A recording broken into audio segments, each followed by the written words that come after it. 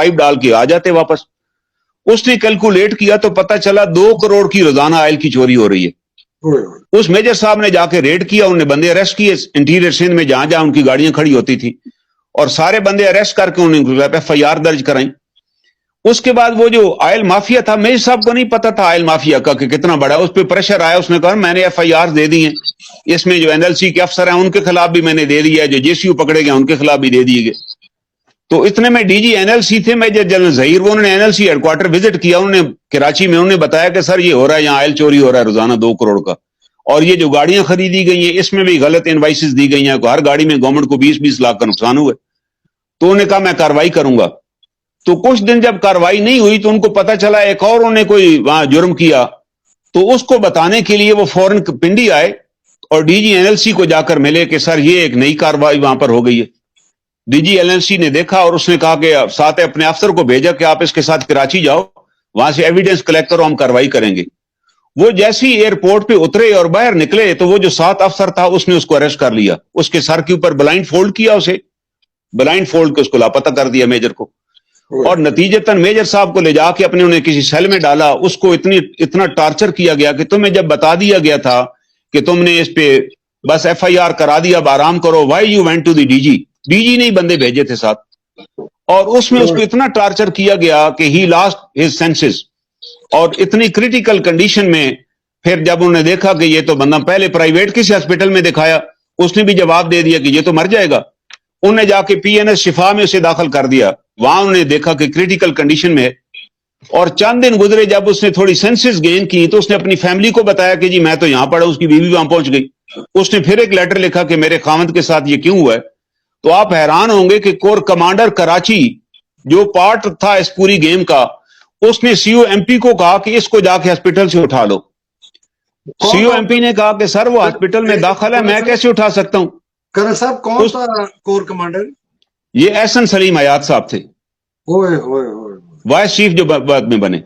अब उन्होंने, अब COMP बड़ा कानूनी आदमी था, उसने कहा जी मैं ऐसे तो नहीं उठाऊंगा, मुझे रिटर्न ऑर्डर दें। तो कोर हेडक्वार्टर ने रिटर्न ऑर्डर दिया कि पिक अप दी अफसर, उसको वहां से रिसीव करो। वो गया वहां पे, उसने, डॉक्टरों ने एहतजाज किया, उसने कहा सर आप जो इसकी इंस्ट्रक्शन देना चाहते हैं वो लिख कर दे दें, हम इसका खुद ट्रीटमेंट कराएंगे। वो हॉस्पिटल से फिर उठा कर ले गए और MP की किसी बैरक में जाके डाल दिया विदाउट एनी ट्रीटमेंट। जब वो दोबारा मरने वाला हो गया तो उन्होंने उसको कंसिडरिंग में डेड बॉडी बाहर फेंक दिया किसी जगह। और अल्टीमेटली वो जो सिपाही फेंकने गए थे ना, उनमें से किसी सिपाही ने दोबारा NLC से राब्ता किया, वहां उसकी फैमिली का एड्रेस लिया, उसकी मिसेस को जाके बताया कि आपका मियां तो वहां पड़ा हुआ। वो फिर बेचारी आई, उठाकर ले गई और उठा के अपने गांव लोधरा चली गई। उसने वहां जाकर उसका ट्रीटमेंट करवाया, और जब वो बेचारा रिकवर हुआ, अभी तक ही वॉज इन शॉक। उसने कहा जी फौज फौरन रिस्पॉन्ड करेगी। जैसे ही रिकवर हुआ उसने फिर दोबारा आर्मी चीफ और अपने इसको खत लिखा AG को कि जनाब मेरे साथ ये सलूक हुआ और मैं घर में मर रहा हूं।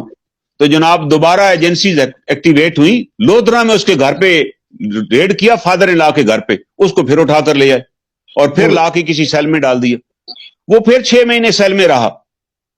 फिर एहसन सलीम हयात साहब by that time vice chief बन गए, उनको सारा केस पुटअप हुआ, साथ इंक्वायरी रिपोर्ट भी पुटअप हुए कि ये 8 अफसर हैं, जो और भी 8 अफसर, इन सब का कोर्ट मार्शल किया जाए। किसी का कोर्ट मार्शल ना हुआ, और सलीम हयात साहब ने अपने कलमों से लिख दिया कि अफसर शुड बी इमीडिएटली डिसमिस्ड। जबकि अफसर को तो आर्मी चीफ भी डिसमिस नहीं कर सकता, उसके लिए प्राइम मिनिस्टर की अप्रूवल चाहिए। डिसमिस कर दिया गया और डिसमिस करके उसको फिर घर भेज दिया गया। वो घर चला गया, ही लॉस्ट हिज सेंसेस। अब उसको कोई याददाश्त ही उसकी खत्म हो गई। 1.5-2 साल के ट्रीटमेंट के बाद जब उसने याददाश्त गेन की तो वो सरगोदा की सब्जी मंडी में सब्जी बेचता था बेचारा। मेरा उसने एक प्रोग्राम सुना हामिद मीर के साथ टीवी पे, जिसमें मैंने कहा it is the mind set of a general. जब एक जर्नैल फैसला करता है तो बाकी जर्नैल फिर सारी जिंदगी उस फैसले को इंप्लीमेंट कराते रहते हैं, उस फैसले से पीछे नहीं हटते। जो फैसले मुशर्रफ कर गए, ये बाद में उसके successor they will follow the decisions of Musharraf, चाहे सारे जहन्नम में चले जाएं, they will never bother this thing. तो उसने वो मेरा प्रोग्राम सुना, वो मेरे पास पिंडी आ गया और अपने मुझे उसने डॉक्यूमेंट सारे दिखाए। मैंने कहा तुम दोबारा कराची जाओ, लोग भूल चुके होंगे तुम। वहां से जाके PNS शिफा से और MP की यूनिट से सारा रिकॉर्ड इकट्ठा करो। वो सारा रिकॉर्ड लेकर आ गया।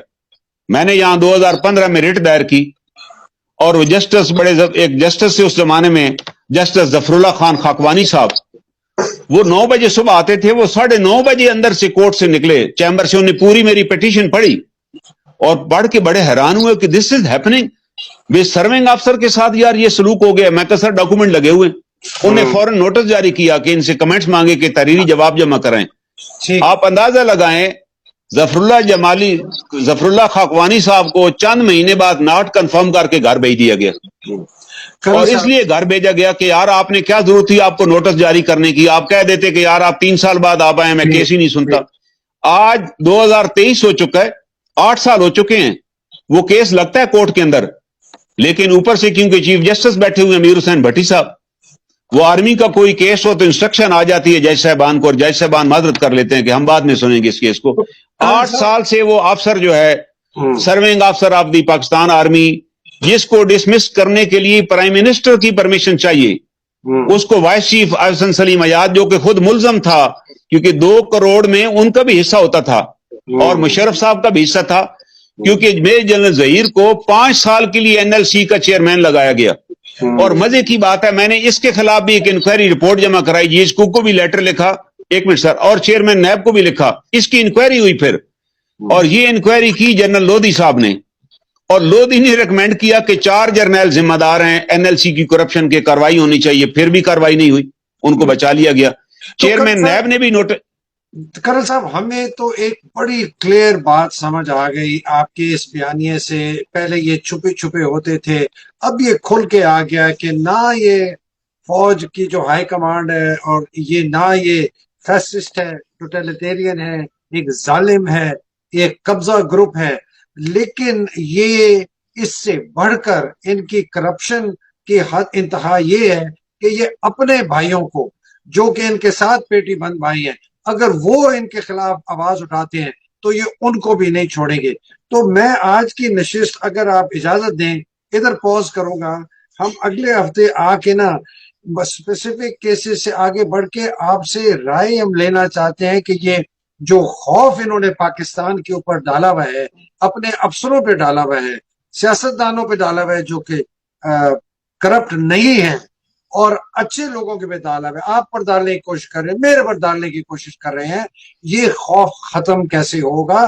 میں اس کی طرف جانا چاہتا ہوں کرنل صاحب آپ سے. انشاءاللہ یہ انشاءاللہ ختم ہوگا. میں آخری بات کرنے سے پہلے حضرت علی کرم اللہ وجہہ کا ایک لیٹر ہے, یہ بتانا چاہوں گا آج تاکہ بات اس پہ کنکلوڈ ہو جائے. حضرت علی کرم اللہ وجہہ کے زمانے میں بھی سول وار کی کنڈیشن تھی, وہاں بھی خوارج تھے, جنگیں ہو رہی تھی, یہی حالات تھے جیسے آج ہمارے حالات خراب ہیں. تو انہوں نے تمام کمانڈرز کو ایک خط لکھا, کیونکہ اس زمانے میں جب جنگیں ہوتی تھی, لشکر روانہ ہوتے تھے, لوگوں کو ریوڑ گم ہو جاتے تھے, بچے لاپتہ ہو جاتے تھے. انہوں نے تمام کمانڈرز کو لکھا کہ you should be very careful with the people. آپ لوگوں کے بچوں کو ڈھونڈیں, ان کے والدین تک پہنچائیں. اگر آپ لوگوں کے ساتھ یہ سلوک کریں گے تو لوگ آپ کے ساتھ محبت کریں گے. انہوں نے لکھا کہ جو فوج ہے وہ ریاست کی طاقت ہے اور ریاست کی گریس ہے, اور انہوں نے کہا وہ تب قائم رہ سکتی ہے کہ اگر آپ شہریوں کے ساتھ محبت والا سلوک کریں گے, ان کے کام آئیں گے. یہ حضرت علی کرم اللہ وجہہ نے آج سے 1400 سال پہلے یہ لیٹر ان کی کتاب میں شامل ہے, لیٹر فوج کے ذمہ لگایا کہ آپ ڈھونڈیں ان بچوں کو اور ان کے پیرنٹس کو ملائیں, تب جا کر آپ سچے کمانڈر اور سچے سپاہی بنیں گے. اور آج انگلیاں جو ہے, جتنے ججز نے آرڈر جاری کیا, بھی ججز کے پاس تو کوئی بندوق نہیں ہے, کوئی توپ نہیں ہے کہ وہ ٹینک لے کر آ جائیں. 450 پروڈکشن آرڈر کمیشن نے جاری کیا ہے کہ ان لوگوں کو رہا کریں, they are enforce disappearance. ایک بندہ بھی رہا نہیں کیا گیا. تو اس کے بعد آپ سوچ لیں کہ کس طرح ریاست کے اوپر ایک خوف کی فضا تاری, ہر بندہ ڈرا ہوا ہے کہ جی وہ مجھے اٹھا لیں گے, میں لاپتہ ہو جاؤں گا. کرنل صاحب یہ وہ المیہ ہے, لیکن یہ خوف ختم ہو جائے گا, ہو گیا ابھی تقریباً. آپ یاد رکھیے یہ ختم ہو جائے گا انشاءاللہ. نیکسٹ پیج ہم کریں گے اس پہ. جی تو آپ نے بڑے زبردست آپ نے بتائی بات. ہم اسی فکرے سے شروع کریں گے اگلی نشست میں انشاءاللہ خوف کیسے ختم ہوگا. کرنل انعام الرحیم صاحب بہت بہت شکریہ, بڑے زبردست مجاہد ہیں آپ, حق کی بات کرتے ہیں بالکل صاحب. ناظرین آپ نے کرنل انعام الرحیم تھینک یو جی, بہت شکریہ کرنل صاحب آنے کا, آپ نے ان کا سنا. اللہ سبحانہ تعالیٰ کرنل انعام الرحیم جیسے مجاہدوں کو اپنے حفظ و امان میں رکھے, ایسے اور مجاہد پیدا کرے. پاکستان کی حقیقی آزادی کی جنگ لڑنے والے, رول آف لا کے جو لڑ رہے ہیں, ان کو حفظ و امان میں رکھے. پاکستان زندہ باد, پاکستان پائندہ باد. الہی آمین. السلام علیکم. خدا. Thank you very much G.